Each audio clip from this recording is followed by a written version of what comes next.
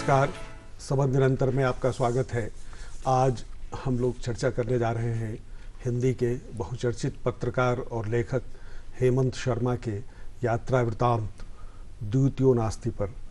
तो आइए इस बारे में बातचीत करते हैं डॉक्टर नामवर सिंह जी से। नामवर जी, हिंदी में हिंदी समाज जो है बहुत घुमक्कड़ समाज नहीं रहा है, लेकिन हिंदी में यात्रा वृतांत की परंपरा तो बहुत रही है।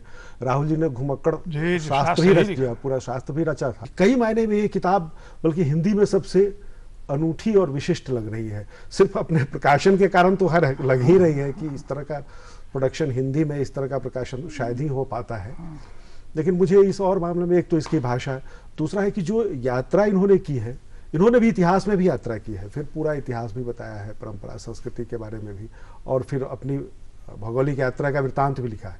सबसे अच्छी बात है कि वैकल्पिक यात्रा जो हो सकती है, दूसरे माध्यम, दूसरे रास्ते जो जाने के हैं वहाँ, उसका भी विवरण दिया है एक सजग पत्रकार की तरह। तो कुल मिलाकर एक बहुत ही महत्वपूर्ण पुस्तक ये बन पा रही है। ये अद्भुत पुस्तक है। यानी है उक्ति तो प्रसिद्ध है, एको अहम द्वितीयो नास्ति।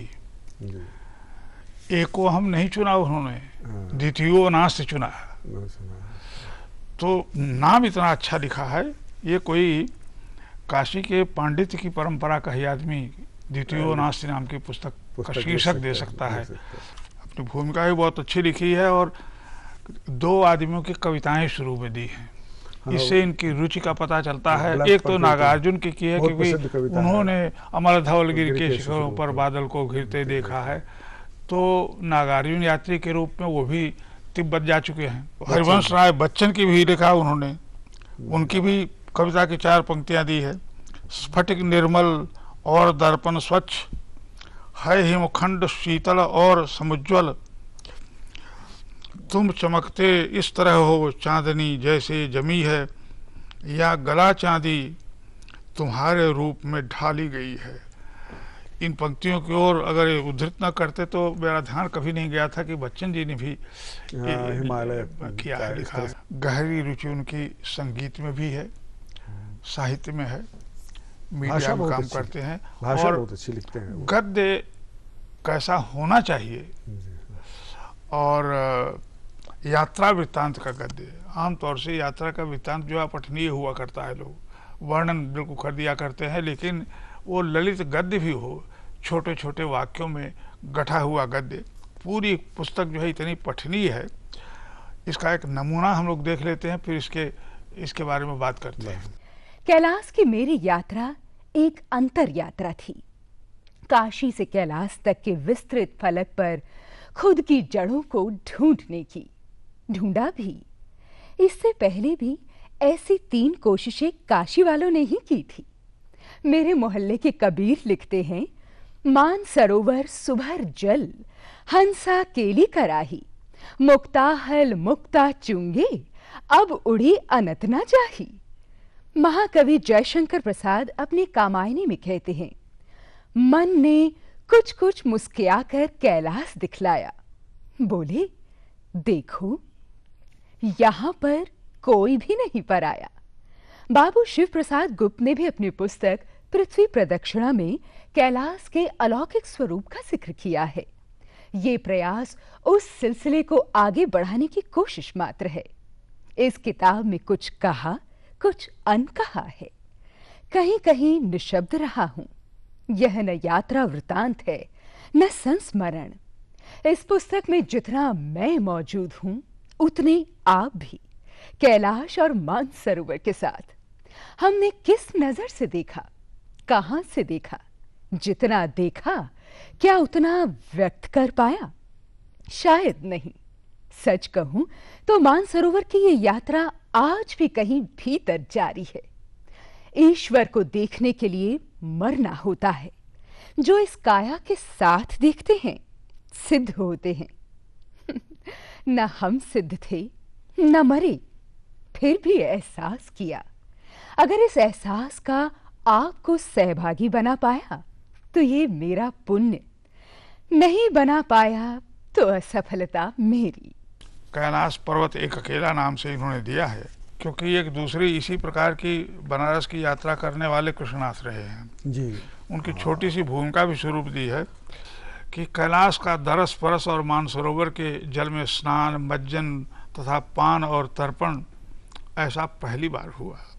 क्या भाव है, क्या भाषा! ऐसी भाषा काशी में ही लिखी जा सकती है।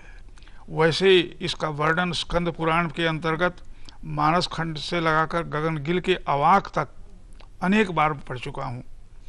महात्मा का बखान भी किया है, लिख कागज कोरे किंतु ऐसे डूब कर डूबे सवंग।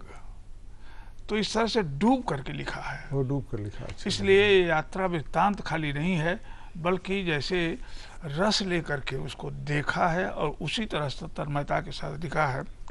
और गद्य तो अद्भुत लिखते हैं। और इस पुस्तक में इतने सुंदर चित्र हैं, दुर्लभ है। तो ये लगभग ये चित्रावली के रूप में है। तो एक और तो शब्दों द्वारा निर्मित चित्र हैं और दूसरी ओर स्वयं कैमरे द्वारा। और चूंकि काशी भी शिव की नगरी है और कैलाश भी शिव का निवास ही है, वहाँ है, तो यह एक जो आध्यात्मिक एक सांस्कृतिक संबंध बनता है। तो रम करके रच करके जिस गद्य में द्वितीयोनाश जैसी पुस्तक यात्रा वृत्तांत के रूप में अनूठी है। और एक चीज हमने देखा है कि इसमें मतलब सिर्फ वृत्तांत ही नहीं है, वहाँ का जो जीवन है, तिब्बतियों की जो करुणा है, जो वेदना है, और वहाँ पर चीनी सत्ता की जो बर्बरता है, उसका भी अच्छा चित्र खींचा है इन्होंने। वो राजनीतिक चित्र जो है, जो चीन की पृष्ठभूमि में कैसा यहाँ इन लोगों को कितनी कठिनाइयों का सामना करना पड़ा, तो और चीन दावा जो करता रहता है, तो इसलिए केवल ये प्रचित्रण और यही नहीं है, बल्कि वो वही है कि वहाँ के समाज और उसके यथार्थ को भी उसके साथ साथ इन्होंने वृत्तांत में शामिल किया है।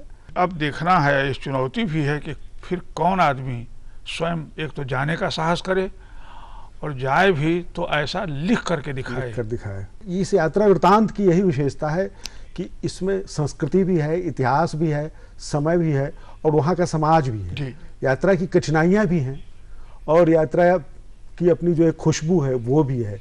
सारी चीज़ों को इस तरह से इतनी जटिलता में समेटना एक पुस्तक में एक बहुत अच्छे गद्यकार से ही संभव हो सकता है। हाँ, केवल ये भावोच्छ्वास नहीं है, बिल्कुल, बल्कि ज्ञान की भी बहुत सारी चीजें मालूम होती है। पहली बार मालूम होती है, जो हम लोगों को किसी को नहीं मालूम, नहीं बताया, नहीं किसी ने लिखा नहीं।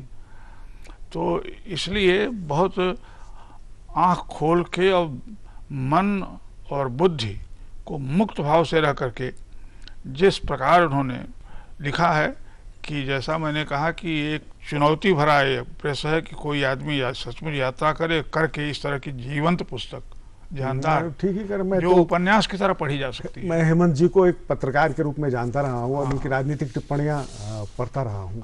और अब जब ये जनसत्ता से जुड़े थे और तब उन दिनों, और अब तो खैर ये विजुअल मीडिया में है, लेकिन पुस्तक के रूप में पहली बार यही किताब मेरे सामने है। ये बात इस पुस्तक के लिए भी कही जा सकती है कि द्वितीयोनास्ति है। और आपने इसकी चर्चा की शुरुआत की है, आपको बहुत बहुत धन्यवाद। आपको